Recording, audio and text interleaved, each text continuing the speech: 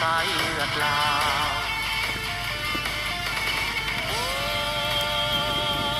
ถึงจะจากไปไกลใจยังห่วงหาน้องนาแต่เส้นทางยังบ่ทันแล้วขอน้องแก้วจงได้เข้าใจจงอดใจคอยอ้ายกลับมา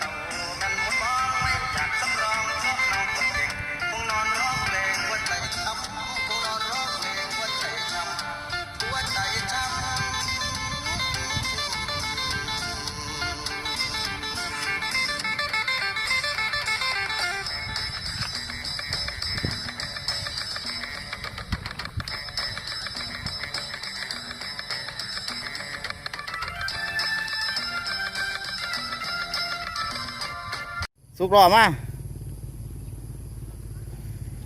ออกให้งานกับลูกชายมาเนี่ย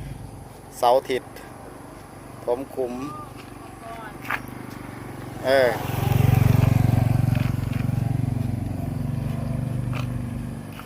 ได้หาคุ้มมาเนี่ย6 คุ้มสืบต่อเฮ็ดเรื่อยๆไปโชคดีเด้อบรรดาทาน